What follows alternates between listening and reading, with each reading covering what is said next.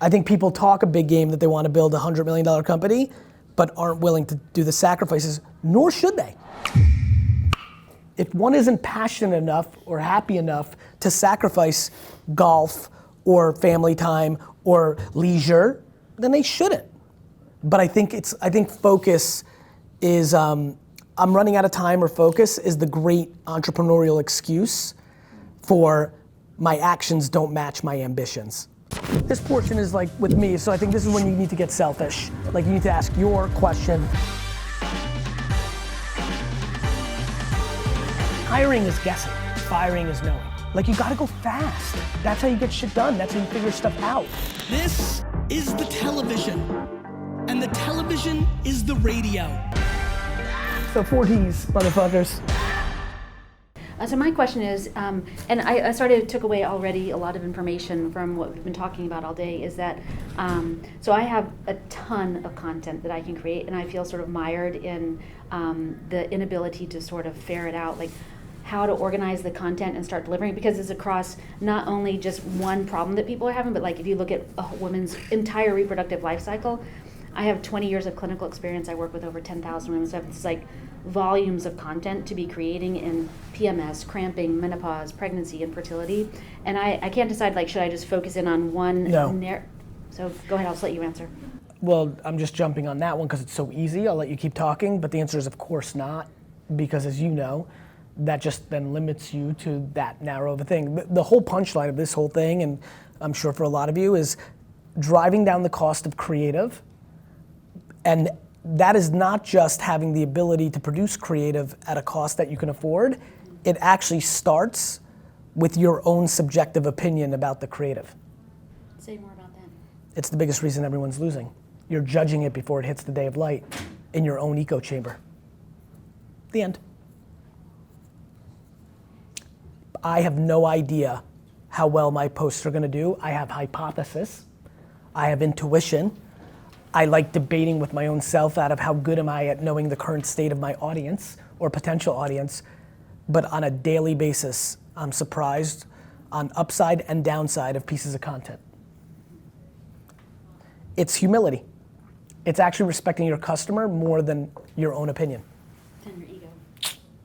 Ego's just insecurity in makeup. The end. Like, what's so crazy about this little 3 minutes already is how unmotivated I am for anything else to talk about. Like how I very much feel that for the majority of your businesses, I've just answered the actual question. Because now what happens, sensing the moment with the seven of us, is if you can actually believe that, well then you can imagine how much time you spend on completely different things, which leads to actually making. What I figured out, and why the Garyvee content model was such a big hit when I put it out, is cool. First, I needed the reactions that I just got. Second, now you decide how do you build the most efficient infrastructure to extract the most content out. At the most, I think that's the problem. It's like for me, is that there's so much content to potentially be created. It's why. How do you do it in a cost-effective way? It's why I want people to build podcasts. Let me explain why. I think podcast is a triple arbitrage. One, you get the podcast, and people are listening in the world today.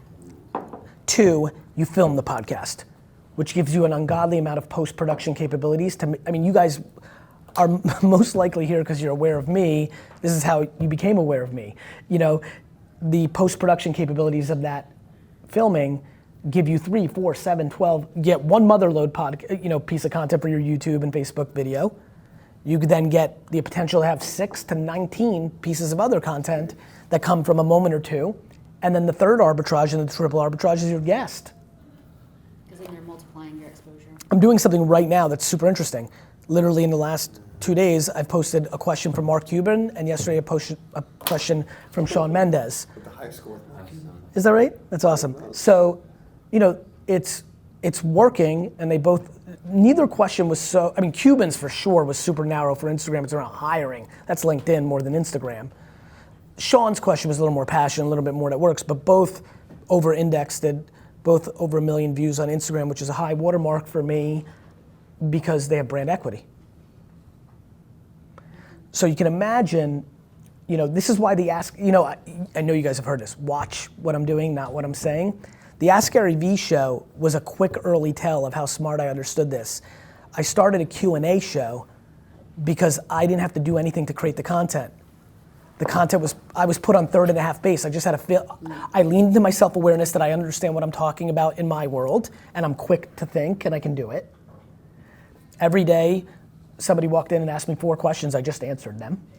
So easy.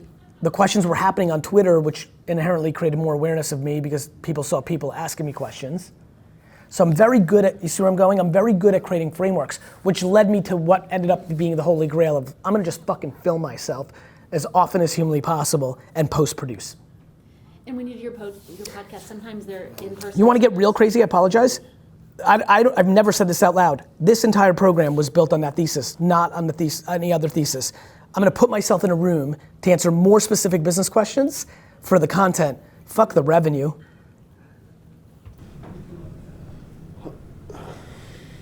Can I ask the basic question? I talked to... I'll go back to you, we'll bounce it. Yeah, Go ahead. just Go what ahead. is tell me what a podcast is, like a Spotify, spoken, I don't, is that live or interactive or just... It's post-produced, like you record Yep, either you talking or a conversation, and then you upload it to anywhere, to everywhere everywhere. that accepts it. Which is why, it's funny, I was a big advocate, maybe you were following me at this point, of this app called Anchor that got bought by Spotify, ironically, and everybody thought like I was an investor and things of that nature. I just wanted to be historically correct. I wish I invested in it, would have made sense, but I was not really investing at that time because it made it super easy. You could literally record it on your phone and then hit one button and it would have uploaded to all the podcast platforms. And I still think that's how it works, or maybe they shut it down, I don't know. But every day technology advances to make shit easier. Used to be hard to get on the internet. Podcast excites me for a lot of reasons, because it's a triple arbitrage. You're making audio, and if you hire a writer, you're actually quadruple arbitraging. Now you can turn it into written form, the transcription. What about if you just use this technology I'm always into it. to just record it and transcribe it? Everybody when they kind of, a lot of people are in no culture, right? That is not true for the 6 of you. You wouldn't be doing what you're doing if you weren't into yes culture. But as you can imagine, most people are into no culture. And the easy thing for everybody to say to me, especially now that people are becoming more aware of me, they're like, easy for you, Gary, you have a whole team. I'm like, I didn't have a team for 8 fucking years, motherfucker. I have a team because I did it for a decade, which eventually gave me leverage to have a team. Right, you earned the team. I fucking did I fucking did it. The first version of me to society was on Twitter outside of my YouTube wine show, and it was built on the fact that I spent 7 hours a day on Twitter replying to everybody that was talking about wine. Every one of the 7 of us can go on Twitter right now, search a keyword of anything to do with our business, and literally jump into a conversation as if we were at a Chamber of Commerce event and biz developing. People are either not educated or just hate the fact that the game is predicated on quite a lot of work. Like this $1.80 strategy that I put out, everybody who does it gets results. Because nobody's replying to comments, so when you do, it stands out. Everyone's like, I want to grow my Instagram. I'm like, I'm aware, selfish motherfucker. What about being selfless and actually reply to the 8 people you just posted an hour ago? 8 fuckers said something and you didn't have the humility or foresight to reply to them. You just had the audacity to ask why you didn't get 12 comments. You literally posted something. People literally replied and you left. It's like giving a presentation in a business format, people asking you questions from the presentation and you walking out of the room and going home. That's what people do every day on Instagram, and then they're baffled why they're not growing. Because everybody cares about themselves. And that's not what the audience likes to feel. You guys watched me because I was bringing value.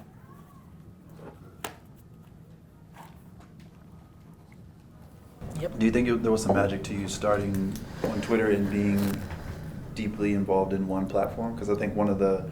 No, I think it's a talent game. I think about this like Deion Sanders. Okay. If you're capable of playing baseball and football, you play it. So for me, it wasn't that I was deeply involved in that, because I was deeply involved in YouTube and blog and bulletin boards, which was fucking OG shit that mattered.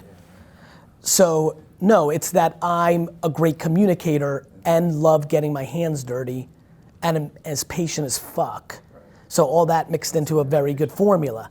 But I also notice in the history since I've been a professional, I've been on every arbitrage, Google AdWords, e-commerce, email, YouTube, social media, everything except one thing. There's a huge gap in my resume from 2002 to 2006, and that was the blog era. Remember? Blogs exploded. Because I didn't have infrastructure around me, and because I can't write for shit, I just had to sit there frustrated as fuck and watch it pass me. I would have had the #1 blog in wine in 2004. I knew it was happening. There's nothing that's gonna happen in consumer behavior, in communication, that I'll ever miss until the day I die. And now the reason I built the machine is to always be able to take advantage of it. But I missed, like, it's a fun thing, I don't think I've really said this out loud either. It's the one gap in my resume. I couldn't write. Self-awareness. But do you feel like focus is a challenge for small businesses? Because it's like you go to a thing like this, I you hear about different platforms. no, I don't think focus is a challenge. I think people not mapping their execution to their ambition. I don't think it's focus, I think it's excuses. I think people talk a big game that they want to build a $100 million company, but aren't willing to do the sacrifices, nor should they. If one isn't passionate enough or happy enough to sacrifice golf or family time or leisure, then they shouldn't. But I think focus is, I'm running out of time, or focus is the great entrepreneurial excuse for my actions don't match my ambitions. I think we need a huge culture of I want to build a $400,000 business. I think the #1 thing that will lead to so much more happiness in our society is people raising their hand and saying, I'm gonna build a $480,000 business. Meaning net profit. I'm gonna do $1 million in revenue, $520 in expenses, and I'm gonna fucking love life. I want that so, I think people are so confused by at times what I'm actually saying. I want to buy the New York Jets. Most people should not, or do not, or don't. So no, I don't think it's focus. I think people actually don't want to put in the hour of work in replying to their DMs because they're not hungry enough, because it doesn't make them happy enough, and that's super okay. But right now, entrepreneurship is in the same place that college was 20 years ago, where everybody has to get a degree. Right now, everybody has to build a huge business, which is counter to what the internet allows, which is the internet's the greatest place to build small businesses. Got it? So I think, and that's why I push, like, this is how my content evolved. My 2012, 13, 14, 15 content was very tactical because I don't want to be a motivational speaker. But then, like, being deeply in making this content, I started looking at the comments, listening. I'm like, fuck, this is a mental game. This is people's frameworks of how they see things. You have to put yourself ready? Back to looping it all the way back. We have to put you in a position that you enjoy the process that lends itself to the biggest output of content. So instead of a podcast, maybe you're doing a pro bono event for organizations, for female employees, always, but what you're really doing is filming it. Mm-hmm. I publicly speak for 2 reasons. I enjoy it, like genuinely enjoy it, and it's unbelievably effective for top of the funnel creative for me, for things that I'm trying to aspire to do. Number 3 is, it's a fuckload of money for an hour speech, you know? One of the things I'm struggling with is, when you say your default is the hustle part, I find that that's my default as well, that I can handle and grow something by sheer will. Yeah, and then as things grow and you have a few more brands and the things are bigger, then you almost have to trust other people and things don't grow at the same pace, and you wish that you were all in on one thing, but you actually can't take your eye off the ball on the other stuff, so you can't go all in as you did at the very start. Because you're trying to win games 31-27, and I'm trying to win games 210 to 209. Okay, so you just play longer game. Or- It's not long. It's not longer. It's that I don't care about the fact that anybody who touches it besides me is doing it at a 60 to 70% version of me, because I don't get to judge for the customer. Owners overreact on the customer's behalf. Got it? Just because you know what you would have done if you did it, I don't have to have my client feel the delta between what I would do versus what Sanan would do. I need them to feel what the difference is between Sanan and any other agency would do. And owners get fucked up and think about the difference between them and their employees, which is why they all micromanage, which is why they don't build big businesses. It's cool, right? You know, you know what's funny? You know what's funny? I'm having a moment with myself right now. Here's what happened. My dad is so the polar opposite of me that I got to grow up, and I was so different naturally that I actually got to watch both ways play out in extremes. My dad's 2 highest paid employees for the entire course of him running the liquor store worked the register because he didn't want people to steal. My cousin and the most senior other employee were the cashiers. There were literally customers walking on the floor looking for help. You could have gotten much more percentage of their wallet, and he didn't want that. He wanted them at the register because he played defense against stealing. Got it? That's why. You're in that framework. That's your perspective. You're fearing that you don't know what Karen's gonna do with it, and thus you may lose it. So you're going there. What I'm doing is getting 2 more, knowing that Karen's gonna keep it 5 to 9 out of 10 times anyway. Yeah. I couldn't get those 2 if I'm sitting here making sure Karen doesn't lose it. Yeah. That's what it is, I promise you. That's what it is. And then what I'm good at is getting better at picking the Karens. Karen sucks, Rick sucks, Susan sucks, Sally, Jamal, Kanishwa, Juki, blah, blah, blah, blah.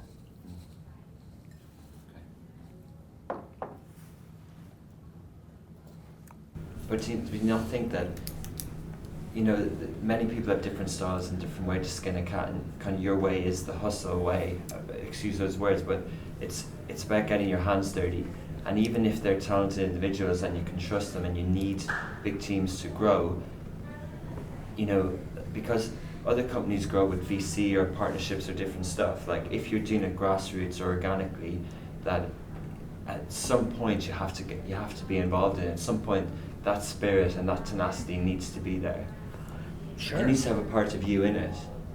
I have 900 employees in Singapore, London, and Los Angeles, and New York. I understand. Yeah. I do not feel it doesn't have me in it. Meanwhile, the entire company's out of here at 6 p.m., except my team.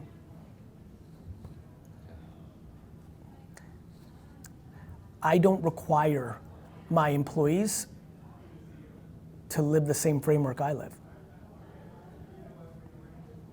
That was the other, I mean, we're getting very meta with Dad today. It's another thing that just popped in my mind. My dad would spend all his time complaining about employees not doing it his way. I'm like, why don't you make them your partner? If they're your equal partner in your liquor store, they'll probably work as hard as you. You're paying them $6.05 an hour. Owners are audacious. So you're either losing, and that's what I believe, leaving opportunity on the table out of audacity or ideology. Both are bad. You know? So was that ever a struggle for you? Nope. But that Twitter to your first person that started to help first hire, it was like, okay, I need you to do this, and you were able to kind of turn. Well, you're talking about from a content standpoint for me as a personal brand? Yes. I never gave it up. I still post everything.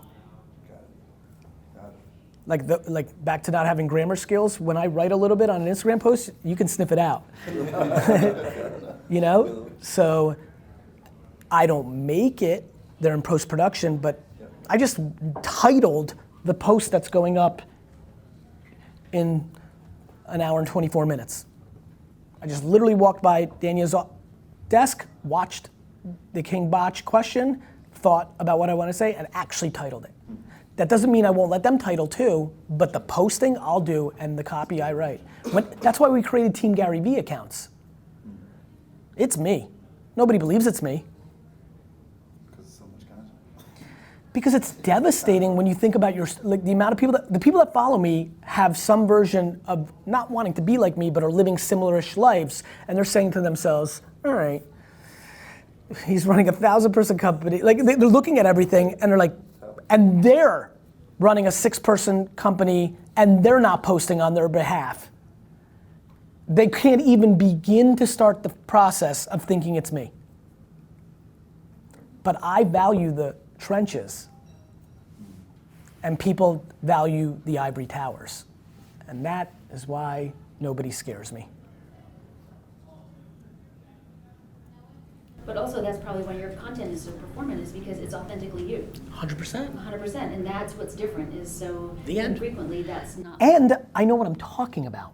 Like, if you really look at the landscape, people are pontificating for the sake of being a motivational speaker or a thought leader. Right. This is why I'm so bullish on you. You actually have the skill set. If tomorrow I started a wine-only program, I would be the biggest in 5 minutes if I was not me. I have the knowledge. Yeah.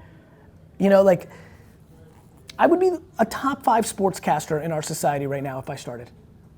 I know a lot about sports, and I know how the framework works. I'd be bigger than Stephen A. Smith, I promise. It wouldn't even take me that long, Stephen. 100%. That's a compliment to Stephen A. that I use him as the context. But he wouldn't win. But I was like, what? yeah, Stephen is the guy you chose? yeah, that's a compliment. But like, the audacity is very high in my body, and I would deliver because I know the consumer, and I know how to get the awareness.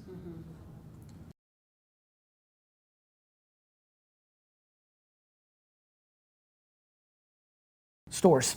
Physical. And physical retail stores. Your own or selling wholesale? Our own. How many? We have 5 right now, and what we've been doing is we've been able to get like percentage of sales deals, and so we have. Because real estate's fucked. Yeah, real estate's fucked. So I love it. I love it. Back to like underpriced attention, everyone's shitting on retail, and I think this is gonna be a golden era for retail. You're dead in retail if you signed your lease 6 years ago and have 14 years to go. Right. If you're buying real estate today, there is some arbitrage. Right. We don't have any long term, so all like almost month to month. Like I understand. Pull out whenever you Yep. want. Go ahead. And I've been working in the stores, and so I've been Love it. learning a lot, and I think what's missing is the story that I've seen develop from my dad from 2010 to 2019. And what I mean by that is, people will come in and there's such a demand for athletic clothing, they'll buy without leaving, without really understanding that. And it's hard to, train you do your best to train your sales associates on the story. You should tell the stories before they walk in and after they walk in, and not rely on it being in the store. Okay. It should be a part of it, Right. but your control from the top Right. is extraordinary. Right. And that's what I want to do here is I really want to show where the values of the business are. And I think, what my dad values, and something we were talking about recently, was he's like, I don't really care about making money. I just want to express my creativity and create a great product. I understand. And I want that to, I want everyone in the business to know that, and I want every customer to know that. Listen, I have had a really intriguing time with myself in the last year of realizing how much money is unbelievably not interesting to me. So I understand that and believe it could be true. I like it as a competitor because it's a scoring mechanism. Obviously, I want to buy the Jets and realize I'm not going to win it on I'm not going to buy them on karma. But I get it. Yeah. And that's Happiness. Happiness. That was the whole idea. Was he saw what the craft beer companies were doing to the bigger beer distributors, and he wanted to do the same thing with the apparel. And by the way, why stories and contextual stories and contemporary stories matter? Against all odds, some of the stuff we're doing with Budweiser around actually telling stories, whether Women's World Cup or D-Wade, this is why big companies, when Goliath starts understanding how to act like David, good shit can happen for Goliath. Yeah, so I guess my question is, I want to be able to convey that, and I've been thinking about where to start, I'm hearing podcasts a lot. Podcast, YouTube. Right. I mean, this is super, like, it's literally just a game of starting. Yeah, and I mean, you can get into the weeds of like paid ads and all that stuff, but I think I really want to just nail the story first and get that out there. But I've got some good news. The story's a piece of cake. Yeah. You're not True. correct. It's there. You're not Vince McMahon and Walt Disney. Right. You have a literal, actual story. It's why mine's so easy. I sold lemonade. I sold baseball cards. I bagged ice. Like, it's not like I didn't have to think about it. It's true. It's authentic. What was your dad thinking in 2007 that led him to 2010? Like, you can do this in perpetuity.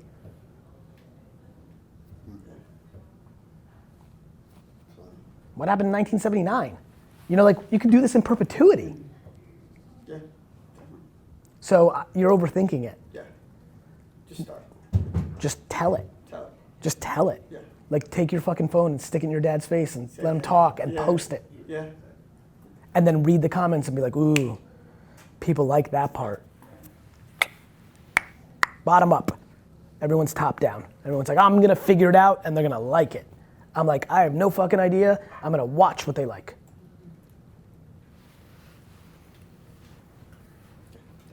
Got it? Yeah. Just fucking post. Yeah. I mean, I literally look like a hostage in the Middle East in like my fucking first Wine Library TV episodes. Like,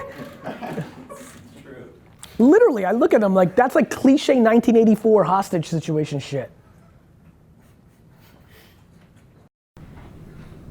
My question is, you say like fuck fear, stuff like that. Yes.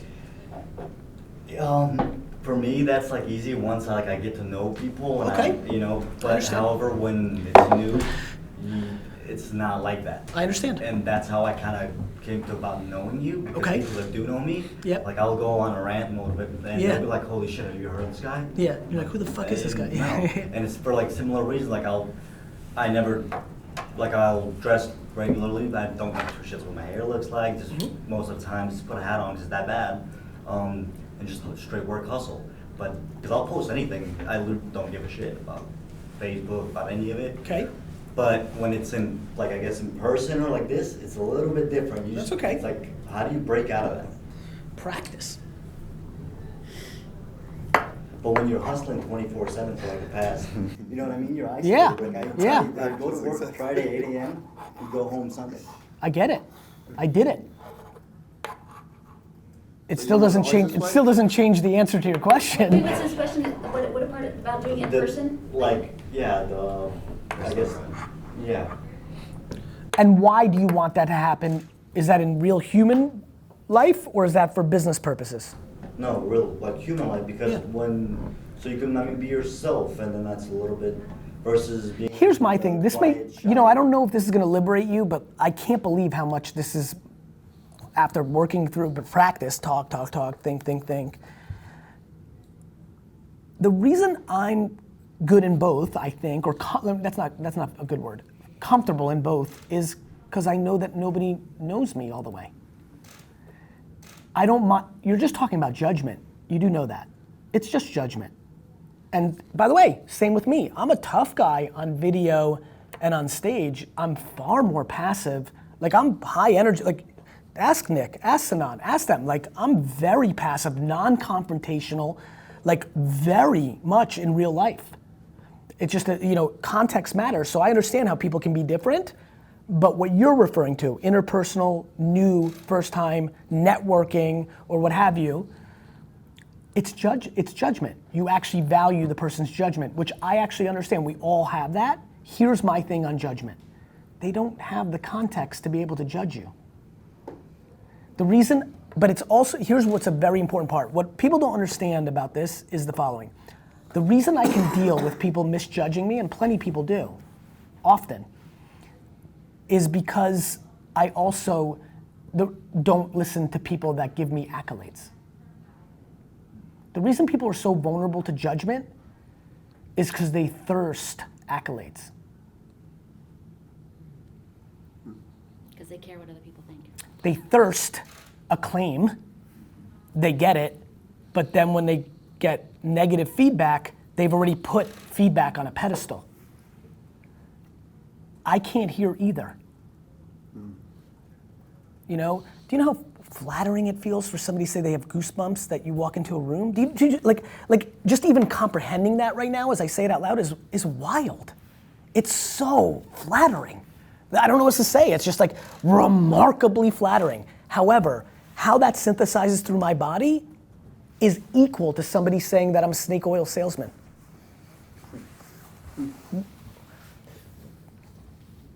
That's why I'm able to deal with everything.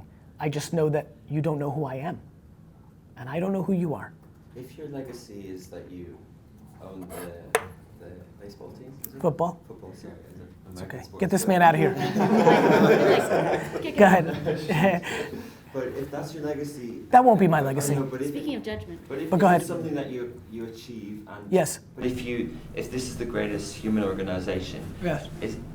Is that enough? Like, is it okay that you do it through communications and through advertising, or do you think that this is a stepping stone? You say for brands, or I think would you be happy with that? I think the question becomes for whom? You know, when you ask, is it okay? For me, you mean? I assume that would be the right set. Yeah. For me, buying the New York Jets is my ambition. The process of trying is my happiness. Yeah. I've already won. It's over. Okay, you're already happy. It's over. Okay. I don't want the trophies. Yeah. I want the process. Once I started putting a lot of pieces of my life together, I dropped the Yankees and the Rangers when they won their championships. I stopped following them.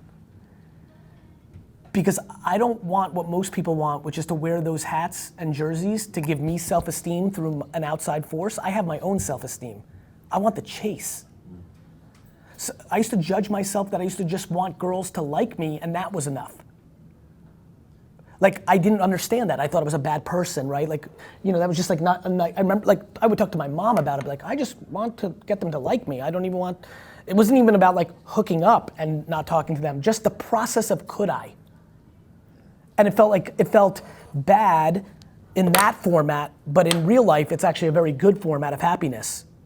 You're not looking for that validation or that trophy, you just like your game. I'm just so happy.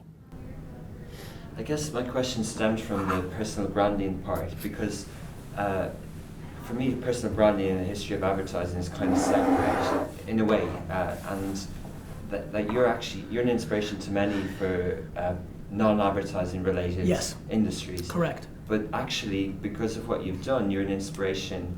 You know, you're already up there with the legendary advertising figures like Ogilvy and those guys. Wait. Yeah. You're being very flattering. Like, what I don't think people understand what I'm really up to, and you're starting to go down that path, and I don't want you to steal my thunder, so I'm jumping in. I think I'm going to break the whole history of it. But do you recognize and do you know that that's a path? Is that a Yes, path? I'm excited about it. Okay. I'm excited that it's not about Vayner becoming a $1 billion holding co, which it will. I'm excited that 21-year-old Karen is going to start a great shop and never sell it to Publicis. The only way you break our industry is don't let the bankers buy up all the shops. I don't do that by building a huge company. I do that by inspiring an entire generation of 20-year-olds to build a shop and be happy with 1.3 million, kicking 400,000, and enjoying their work-life balance in the way they decide it should be done, not whatever is politically correct at the moment. Work-life balance is going to be super differently politically correct when the world melts. There's going to be a different point of view of how you should do it. So, yes, for sure. Yeah, I want to be the greatest entrepreneur of all time because it's a fun thing to aspire to, and it will not come in making the most money. It will come in the form of bringing the most value to the most entrepreneurs in the world. And I think I got a shot because I'm 43 and I'm far along and have a lot of leverage and momentum and haven't 50 fucking more years at least to do it. So if I buy the New York Jets in the following execution, I'm in perpetuity known that the Jets come up for sale in 17 years, but I've not amassed enough money, but every entrepreneur that I've affected with free value kicks in and we buy them. That's a fucking good ending That's a to a coup. movie. That's a super cool coup. Feels Send me better. the link to the Kickstarter. Just think about, like, when sometimes I think about that, and honestly I'd prefer to do it myself at some level, but I kind of think that that's kind of cool too. And and the movement of like prefer to do it myself to what I just painted you has gone like this, right? Which means probably in 10 years I'm like, fuck it, I'm gonna crowdsource the whole thing, right? Like, it's super interesting how life actually works. I think karma is the most practical thing on earth. I really, really do. Was there a transition from goal focused to journey focused? 100%. What that transition look It was awareness of what I was up to in the thoughtful moments of my life. There wasn't a tangible thing. It wasn't that I consumed anything. It was just higher level of self-awareness. Right. It was always there. It's what I was always doing. I just didn't realize it. So it was really subconscious to conscious awareness of journey over, right? What awakened your self-awareness? Did you intentionally, did I've it been- happen through like meditation or something? No, Or did it just come no. about you? And again, I'm not educated enough on how we describe meditation. Like this is funny to say out loud. I talk to myself all the time. I don't know if I'm meditating. I don't know if that's what everybody does. I don't know what you guys are doing, but like, I don't know. Like if I'm taking a shower or like on a plane or like, it's just very common for me to be thinking and talking. Not like, hey Gary, it's not that literal, but it's like, I'm always thinking. I'm in tune. And I'm in tune with myself. And like me.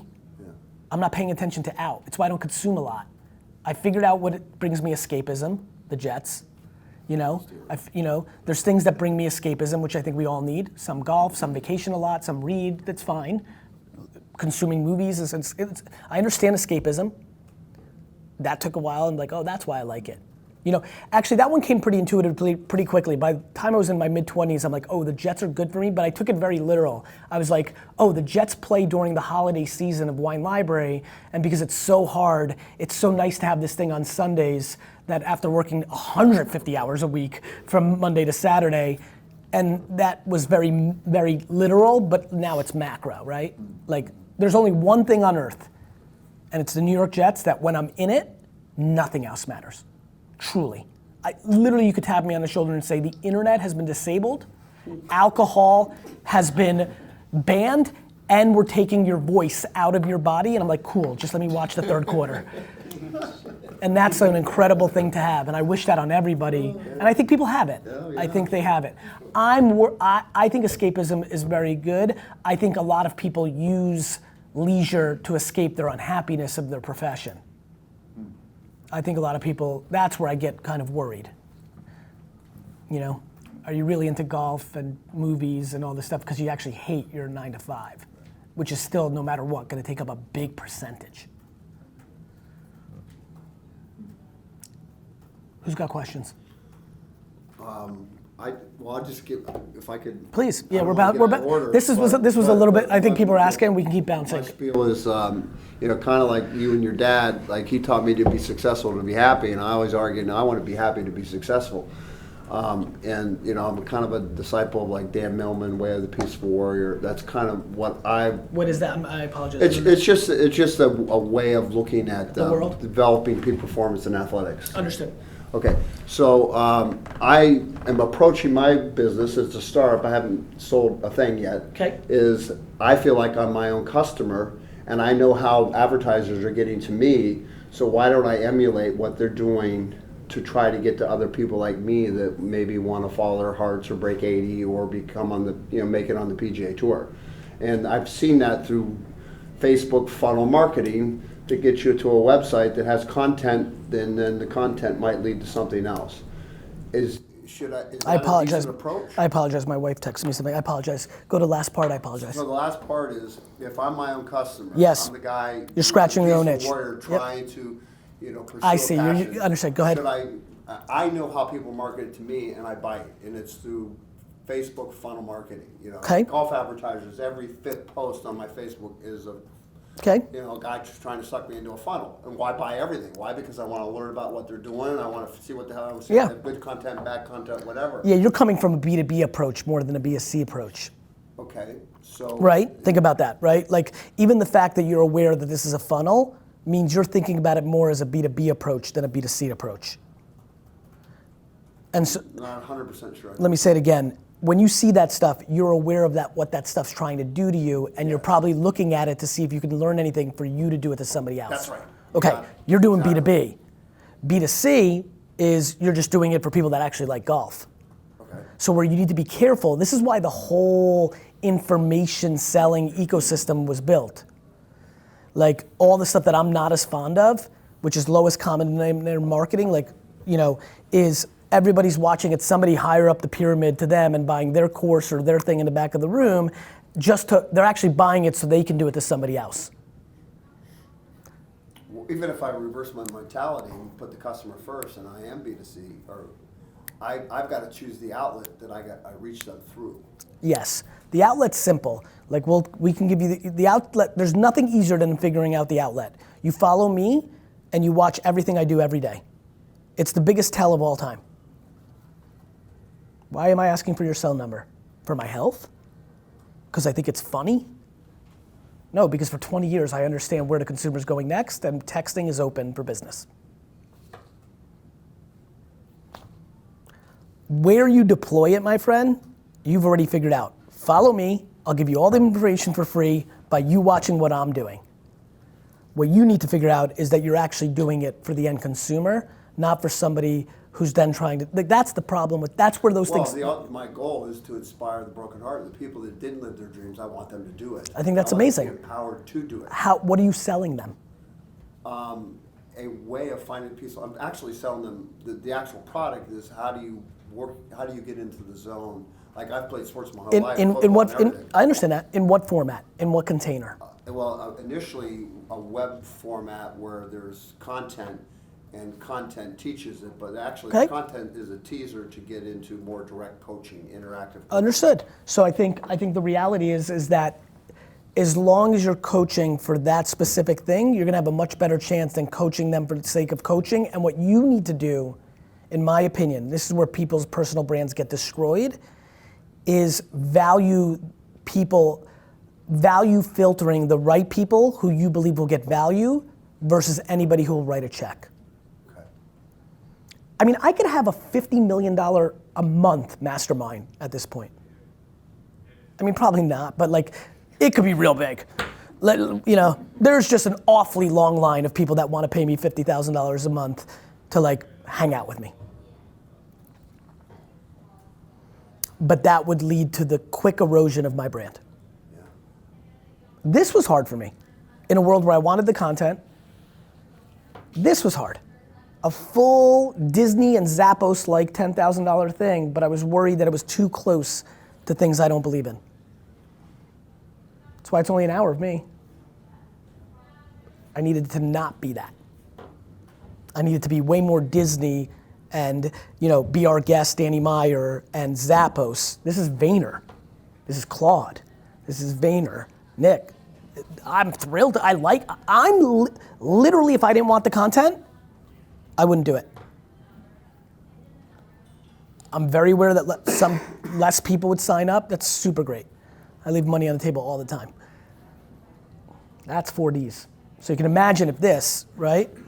Once in a while people try to razz me like, you are monetizing 4Ds. I'm like, motherfucker, if I was monetizing my audience, I wouldn't do it in something that at the end of the day, you know how much I'm making on the 12,000 bucks? Personally, once it funnels through the machine and overhead and my partnership with Steve Ross, 80 bucks, 800 bucks, whatever it is, I promise you, it's not as interesting as other shit I could be doing. So it's the same reason I sell wine and sneakers.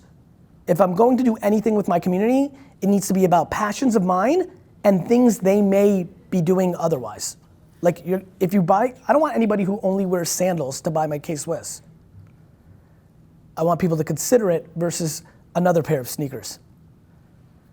I don't want anybody who doesn't drink wine to buy empathy. If you're going to Bevmo or fucking Total Wine and I've brought you value, I want you to sign up for empathy. Not to mention the fact that then on top of that, I'm producing a $40 wine for 20 bucks. You know what I mean? So like that's how I think about shit. You see where I'm going? Yeah. It's very important. Otherwise you'll just be like everybody else and that industry continues to decline. Too many people like me giving it away for free. Just a question related to what you said of betting on coming next. and related to what your vision was when you set up VaynerMedia.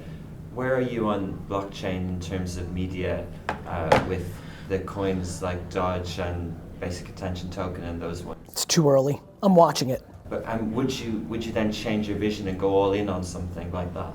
Yeah, I mean, that's the best world for me. Like, when you have the leverage, you don't want anybody in the middle to take anything. Essentially what you said about advertising agencies. But would it need to relate to the vision of creating a great human organization, the world's greatest? Like, imagine if blockchain and your bet didn't really have as many people. Imagine if it was robots and you were no longer the world's greatest organization.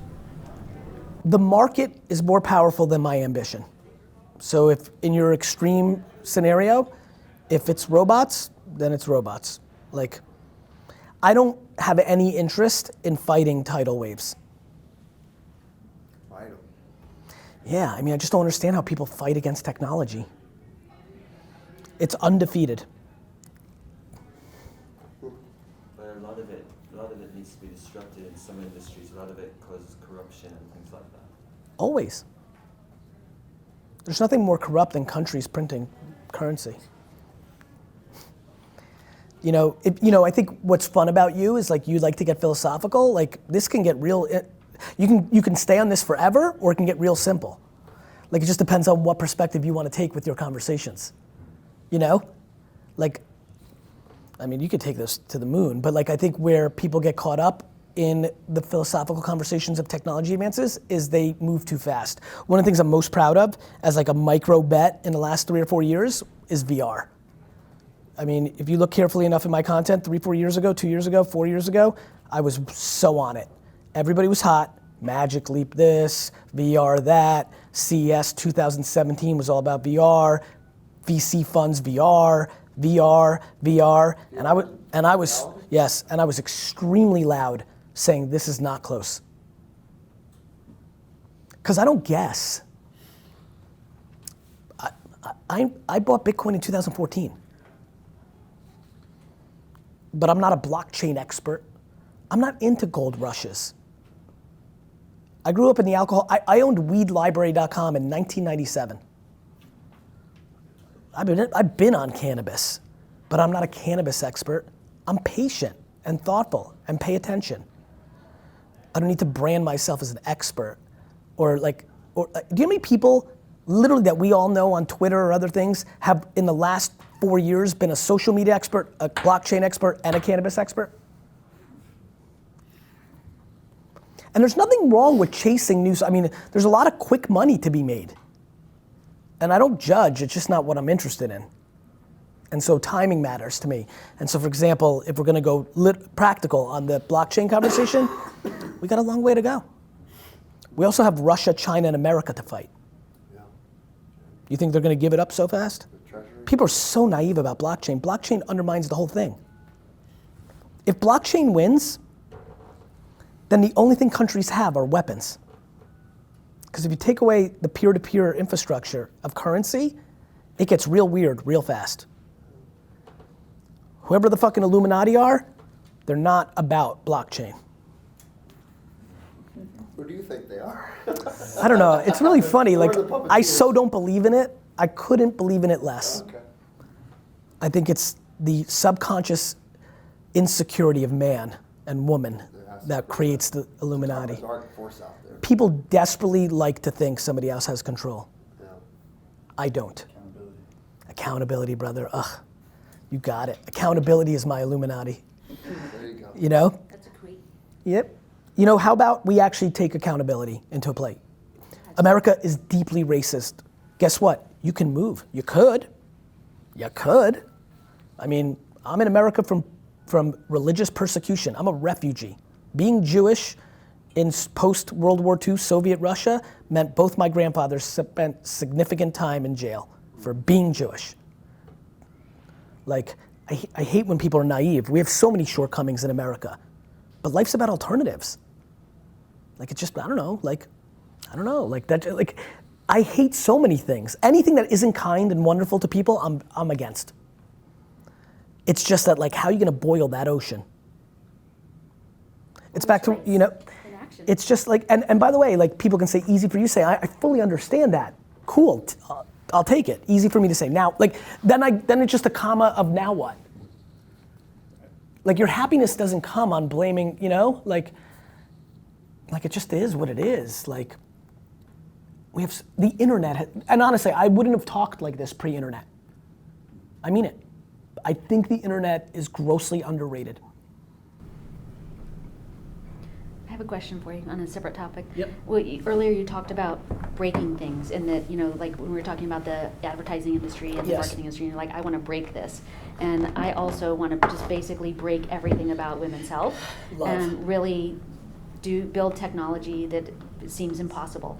And what advice do you have for like someone who's tackling a similar mission? Tell the truth and make content at scale. That's it. It's why I like cannabis. I have no idea. I failed all my science classes and suck at anything to do with health, knowledge. But deeply, as one human being's subjective intuition, I deeply believe that cannabis cures a lot of things that Big Pharma doesn't. Like deeply. Like every ounce of my soul. And I'm not a conspiracy theorist. I'm like the reverse because my dad is such one, you know? But man, it feels right to me. And so like I love that there's so much evolution of like people that have expertise, that have thoughts. And that's what the internet does. Speak the truth. If I supported television advertising and programmatic banner advertising, VaynerMedia would be $1 billion company today. 100%.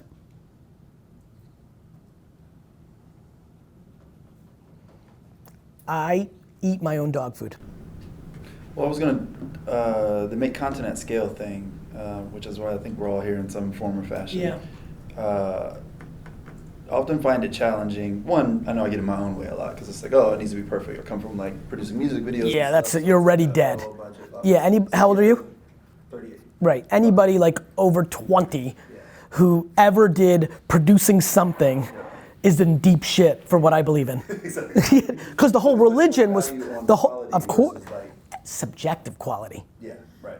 Yeah, Subjective, about the comparing yourself right? to the employees that- Like is Blair Witch Project quality? Is a Casey Neistat video? Like what is like subjective quality? Right, right.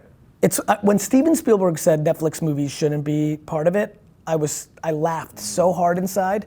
I was like, and now he's finished. Right. That's literally what went through my mind. Like literally, it was insane how much. By the way, when I said he's finished, I meant for one human who gets to make one judgment, me. I'm like, oh, he's a loser. Which blew me away about him because he was really judged in the late 70s for his film style. It wasn't supposed to be right. I hate hypocrisy. When people get old, nobody is worse in the world to me than an old, finished entrepreneur. Because she or he often starts to use their money to change rules. It is the flaw of capitalism. You love it when you're a young lion, and then you want to change it when you're an old lion. Well, so Nick made a comment earlier, don't market with the intent of conversion. And I think a lot around this scale so of content and so forth. So I guess the struggle. Conversion is assumed when you bring value to the audience. Yeah, and I guess the struggle is, okay, I got $10,000 to budget, or 15 or 20 or 50 or whatever, and it's like, all right, put an ad on Facebook, drive conversions straight for purchases and get money in the door, or drive money, put other valuable content out that's a little more indirect. Like No, do that. Your larger. No, do that. Okay, but just make sure it's valuable. You'll find that it will convert better when it's valuable. Right. Okay. Fair enough. So what I would do is, ready for this? I would take $8,000 and do the one move you've got that works. It's this video against this audience, right? Yep. And I would take $2,000 from that 10,000 and try shit. Yeah. Got it? Yeah. And then you understand? Yeah, I'm practical. I'm not fucking Mother Teresa out here. Yeah. By the way, I can't use Mother Teresa anymore. Like people get crazy. I guess the conspiracy. I guess she's bad too now. Like I don't fucking bad. Yeah, there's bad. Trust me. I see the comments. I haven't done the homework yet. But anyway. Yeah. It also seems like you place a lot more value on comments than metrics. I haven't heard you talk about any metrics. Are comments to you that's the magic? Qualitative insights to help me figure out where I go next. Yeah. value me, like I value that so much more than math that shows me what worked yesterday. That's why I innovate. You're not in the rearview mirror. I'm not in the rearview mirror. I innovate. Lack of fear, you know, in that format. Similar to Judgment 101, like I'm not scared to put out do you know, Instagram especially has just captured so many people of a generation. They literally post to maximize likes. They've killed their own creativity.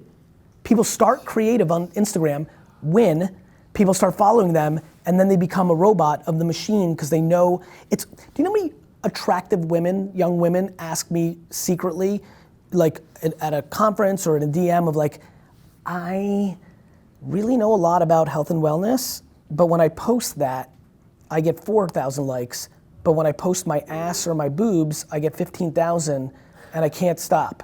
And I'm like, okay, how about not having your self-esteem wrapped up in how many likes you get on Instagram? But it becomes the machine. How do you, I mean, anywhere, there's charlatans. But by the way, that's the version of an attractive female, then the version of a life coach is saying something that isn't, the people I combat on a daily basis are saying like, go for the money, get the car, do the, you know, like, this is what you get if you cut corners. Hot chicks and private planes and fun, and it's easy and it's passive. Detachment, I mean, if you Yes. tickle people and tell them what they want to hear. Yes, then I'm completely detached. You're like, I'm so detached, I don't even think I'm in this room. yeah. Well, it's because you don't tickle people's ears. It just comes, whatever comes in your head comes out your mouth. It sounds like to me. Pretty much. And I'm so petrified of being historically incorrect, that is my North Star. And that comes in all shapes and sizes. That's why I don't guess, because I could be wrong, and then that clip could exist. I don't need somebody when I'm when the whole world knows who I am, when I'm said and done, I don't need Rick from Chile raising his hand and say, you ripped me off. Not interested. I'm old school, bro. So what do you My want reputation- What do you want your legacy to be? That I gave more than I took. Wow. I'm just a unique package for such an altruistic ambition, which is why I'm so confusing.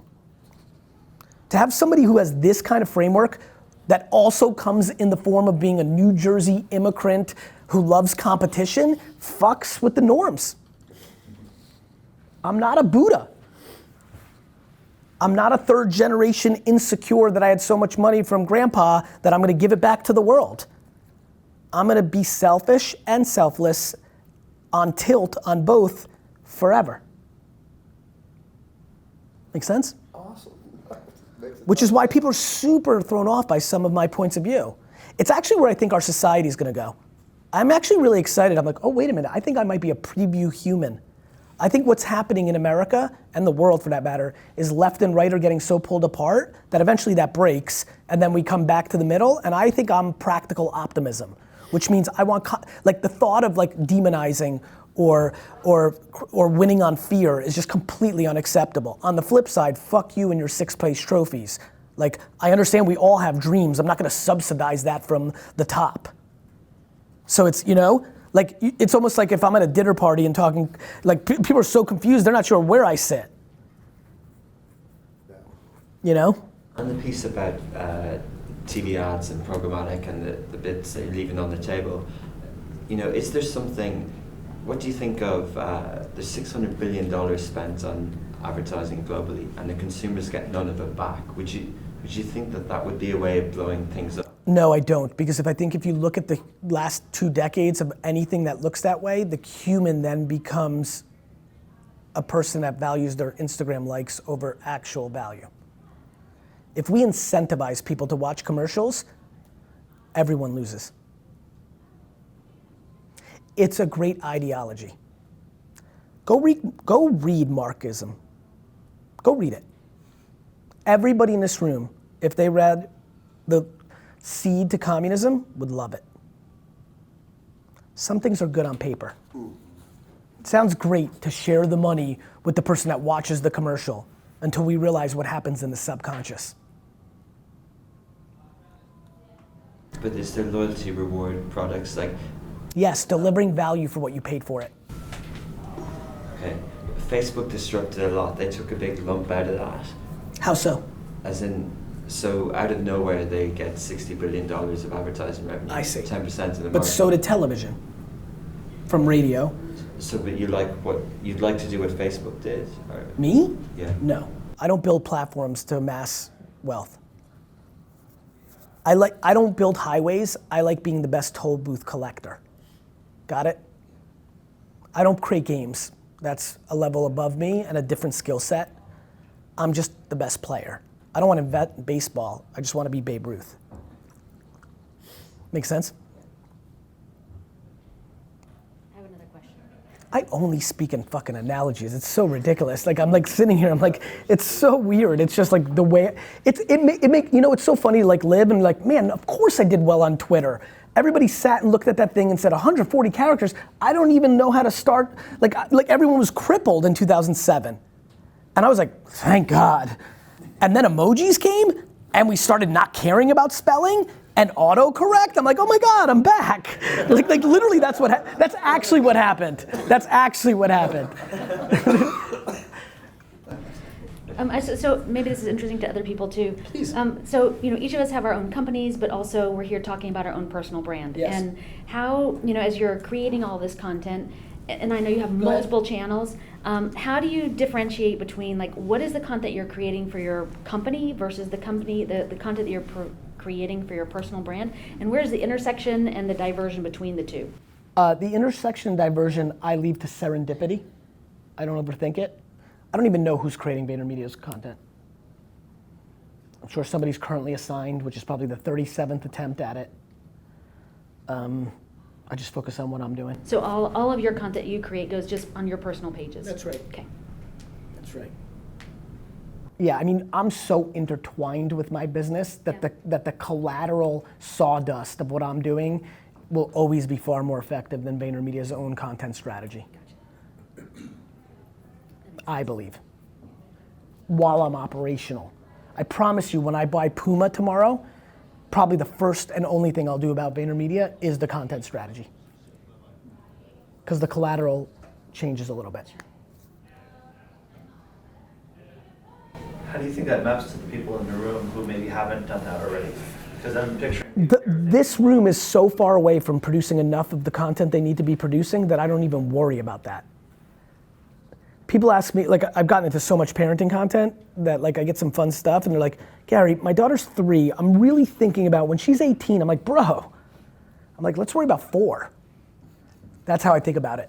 There's so much more to be done right now, still on that I'm not just even worried about it.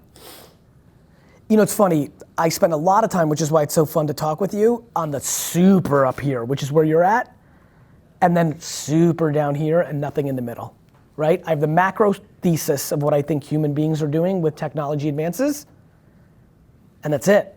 And then I'm spending all my time on execution and minutia. And I think everybody's in the middle. They're not being thoughtful enough about the macro, and they're not making. This is one. Boring. Everyone's just not making. I don't know what to say. You're not making enough. Thank you guys. Thank you so much. Yeah. Super interesting.